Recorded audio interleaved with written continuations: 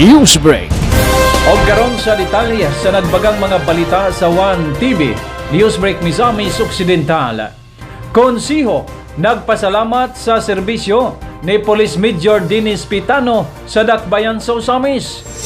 Usa ka commendation resolution ang giaprobahan sa Konsiho sa Osamis alang kang Police Major Dennis Piñas Tano.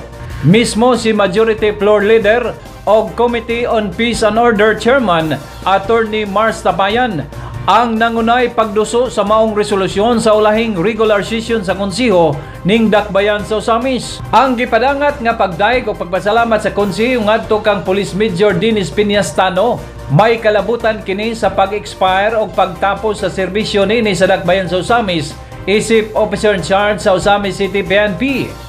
Dili paunta gusto ang asenso Osamis Administration nga biyaan sa hepe ang syudad. Gumikan kay dako kini og natabang sa pagmintinar sa kahimtang sa kahapsay labi na sa kampanya batok sa illegal nga droga o kriminalidad. Daghan usab kini og nahimong kalambuan sa mayong pamunuan mismo sulod sa Osamis City Police Station, labi na ang pagkadisiplinado o pagkaresponsable sa mga PNP personnel.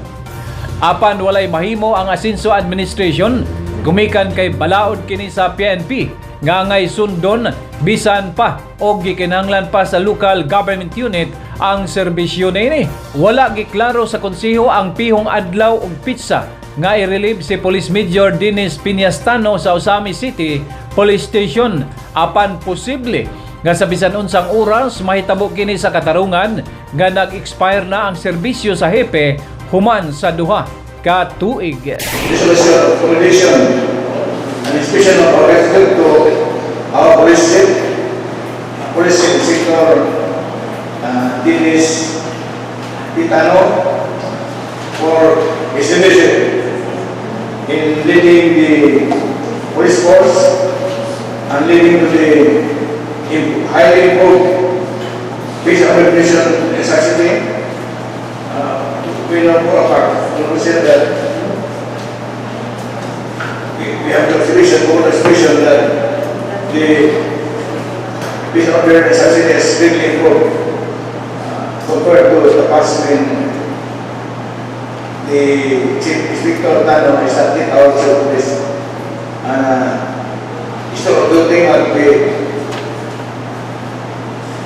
might expire because of the role of the PNP that the maximum authority of the police assigned to as chief police assigned to cities and municipalities is for 2 years more or less.